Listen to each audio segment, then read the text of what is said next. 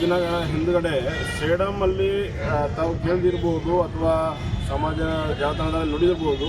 ಸೇಡಂ ಹತ್ರ ಬರುವ ಇಂದಾಪುರಲ್ಲಿ ಇದೇ ಥರ ಡೂಪ್ಲಿಕೇಟ್ ಮುತ್ಯ ರಶೀದ್ ಅನ್ನುವ ಹುಡುಗ ಅಂತಲೇ ಅಲ್ಲಿನ ಹುಡುಗ ನಾನು ದಾರು ಬಿಡಿಸ್ತೀನಿ, ಸಿಗರೇಟ್ ಬಿಡಿಸ್ತೀನಿ ಅಂತ ಏನಪ್ಪ ಅಂತಂದರೆ ಔಷಧ ಕೊಟ್ಟು ಮೂವರನ್ನು ಕೊಂದಿದ್ದಾನೆ.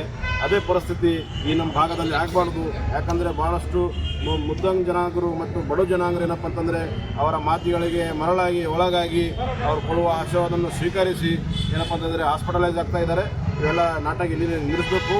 ಇದು ಮುಂದುವರೆದ್ರೆ ನಾವು ಮುಂಬರುವ ದಿನಗಳಲ್ಲಿ ಉಗ್ರವಾದ ಹೋರಾಟ ಹಮ್ಮಿಕೊಳ್ತೀವಿ ಅಂತೇಳಿ ಸರ್ಕಾರಿ ಇನ್ಸ್ಪೆಕ್ಟರ್ಗಳಿಗೆ ನಾವು ಎಚ್ಚರಿಕೆಯನ್ನು ನೀಡಿದ್ದೀವಿ. ಅವ್ರು ಹೇಳಿದ್ದೀವಿ, ಈ ಥರ ತಾವು ಏನು ತಮ್ಮ ಜ್ಯೂರಿಡಿಕ್ಷನ್ ಆಗ್ತಿರೋದು ತಮ್ಮ ಗಮನಕ್ಕಿಲ್ವಾ ಅಂತ ಕೇಳಿದ್ದೀವಿ. ಮತ್ತು ಸರ್ಟಿಫಿಕೇಟ್ನು ತಾವು ಕೊಟ್ಟಿದ್ದಾರೆ ಅಂತ ಕೇಳಿದ್ದೀವಿ. ಅದಕ್ಕೆ ಸರ್ಕಲ್ ಅವರು ಏನು ಪೊಲೀಸ್ ಇನ್ಸ್ಪೆಕ್ಟರ್ ಅವರು ಏನು ರಿಪ್ಲೈ ಕೊಟ್ಟಿಲ್ಲ. ನಾನು ಅವರಿಗೆ ಕೇಳೋಕ್ಕೆ ಇಷ್ಟಪಡ್ತೀನಿ.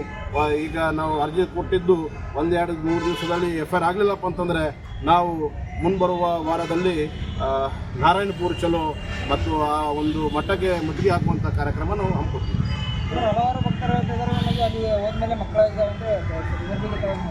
ಇವೆಲ್ಲ ಮಾತಿಗೆ ಮರಳಾಗುವಂಥವ್ರು, ಮೋಸ ಆಗುವಂಥವ್ರು. ನಾನು ಎಲ್ಲ ಜನರಿಗೆ ಹೇಳೋಕ್ಕೆ ಇಷ್ಟಪಡ್ತೀನಿ, ತಾವು ಇವರ ಮಾತುಗಳನ್ನು ಆಗಬೇಡ್ರಿ. ಯಾಕಂದರೆ ನಮ್ಮದೇ ಆದ ಕ್ಷೇತ್ರದ ಜನರು 3 ತೀರ್ಕೊಂಡಿದ್ದಾರೆ. ಅವರ ಮಾತುಗಳನ್ನು ಕೇಳಿ ಇದೇ ನಮ್ಮ ಸೇಡಂ ತಾಲೂಕದಲ್ಲಿ ಇಂದಾಪುರ ಮುತ್ತದು ಮಾತು ಕೇಳಿ ನಾವು ದಾರು ಬಿಡಿಸ್ತೀವಿ ಅಂತ ಹೇಳಿ ಅವ್ರು ಕೊಟ್ಟಿರುವ ಆಶೀರ್ವಾದವನ್ನು ಸ್ವೀಕರಿಸಿ 3 ಸತ್ತೋಗಿದ್ದಾರೆ. ಅದೇ ಆಗಬಾರ್ದು ಅಂತೇಳಿ ನಾನು ಜನರಲ್ಲಿ ಕೈ ಜೋಡಿಸಿ ವಿನಂತಿ ಮಾಡ್ತೀನಿ. ಯಾಕೆ ಕ್ಯಾನ್ಸರ್ ಮಾಡಲ್ಲ, ಯಾಕೆ ಪಾನ್ಸರ್ ಮಾಡಲ್ಲ? ಅವನು ಗಾಳಿಯಾಗಿ ಮಾತಾಡ್ತಾನೆ.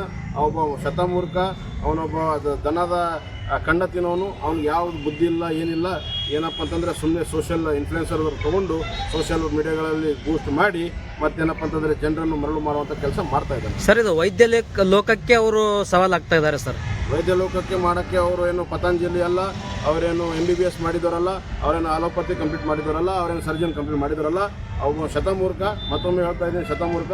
ಅವ್ನಿಗೆ ಯಾವ ವಿದ್ಯೆ ಇಲ್ಲ, ಯಾವ ಬುದ್ಧಿ ಇಲ್ಲ. ಸುಮ್ಮನೆ ಜನರನ್ನು ಮರಳು ಮಾಡ್ತಾ ಇದ್ದಾನೆ. ಸುಮ್ಮನೆ ಏನಪ್ಪ ಅಂತಂದರೆ ಫೋರ್ಸ್ ಕೊಡೋಕ್ಕೆ ಜನರು ಅವ್ರ ಮಾತುಗಳನ್ನು ಮರಳಿಯಾಗಿ ಒಳಗಾಗ್ತಾ ಇದ್ದಾನೆ. ಎಲ್ಲೋ ಎಲ್ಲಿ ನಮಗೇನು ಶಂಕೆ ಇದೆ, ಎಲ್ಲೆಲ್ಲ ಬ್ಲ್ಯಾಕ್ ಮ್ಯಾಜಿಕ್ ಮಾಡಿ ಜನರನ್ನು ಮರಳು ಮಾಡುವಂಥ ಕೆಲಸ ಮಾಡ್ತಾ ಇದ್ದಾರೆ. ಇದು ಆರೋಗ್ಯ ಇಲಾಖೆ ಗಮನಕ್ಕಿದೆ ಸರ್. ಆರೋಗ್ಯ ಇಲಾಖೆ ಮಲ್ಕೊಂಡಿದ್ದೆ ಮತ್ತು ಪೊಲೀಸ್ ಇಲಾಖೆನೂ ಮಲ್ಕೊಂಡಿದ್ದೆ. ಅದಕ್ಕೆ ಎಚ್ಚರಿಕೆ ಮಾಡೋಕ್ಕೆ ನಾವು ಬಂದಿದ್ದೀವಿ. ಇವರು ತಕ್ಷಣವೇ ಆ್ಯಕ್ಷನ್ ತೊಗೊಳ್ಳಂದರೆ ನಾವು ಮುಂದೆ ಬರುವ ದಿನಗಳಲ್ಲಿ ಉಗ್ರವಾದ ಹೋರಾಟ ಹಮ್ಮಿಕೊಡ್ತೀವಿ. ಮಣಿಕಂಠ ರಾಠೋಡ್.